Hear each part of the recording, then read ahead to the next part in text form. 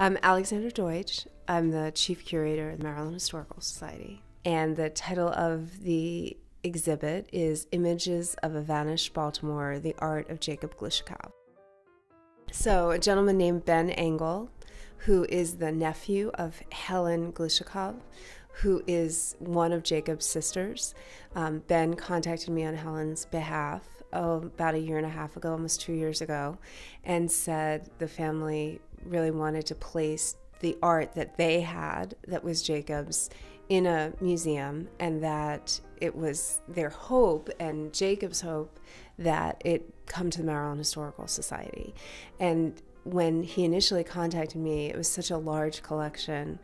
There are several hundred drawings that are unframed, and then there are approximately 50 paintings that came in with the collection. So it's a very, very large group of artifacts. That for us to undertake taking on so many works was definitely something we had to do a lot of discussion about, and a lot of big decisions had to be made before we could pursue the gift, because it is the largest gift we've probably accepted in a decade in terms of the quantity of works by a single artist.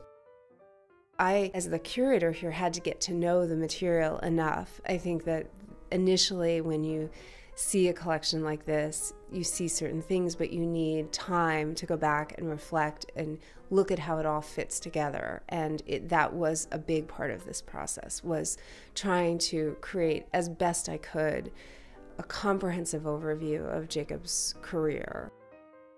I think Jacob, because he had such a long career and he was so prolific, he documented changes in the city.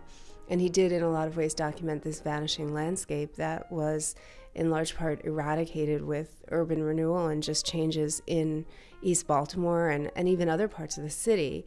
And also, I mean, he is a Baltimore artist in every sense of the word. You know, grew up in a row house in East Baltimore.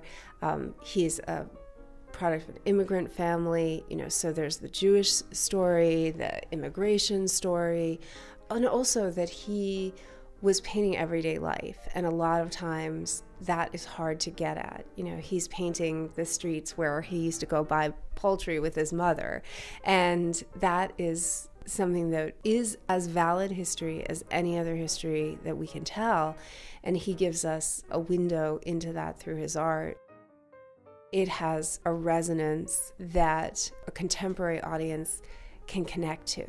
I've seen people of all ages who are familiar at all with the city say, oh, that's Lombard Street, or that's Fell Street. You know, people try to place themselves on the ground today where Jacob was and where Jacob was painting. And I think his art gives us an opportunity to offer our visitors this window into the city, and it powerfully awakens memories in people of all ages who are at all familiar with the city. Because I think Jacob not only documented the everyday life, but he brought emotion and sort of an empathy towards everyday people and just everyday scenes that I think resonates today with us very powerfully.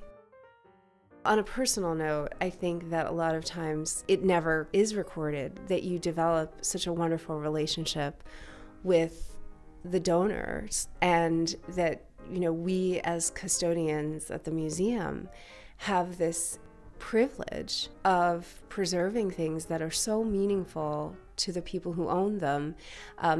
For Helen, she said over and over again, it was Jacob's dream to have these paintings come to the Maryland Historical Society, and to see more than 30 of his relatives assembled that night to finally see this gift come to fruition was also the culmination of a wonderful relationship between the Maryland Historical Society and this family. It was a very meaningful gift to all of us who worked on it.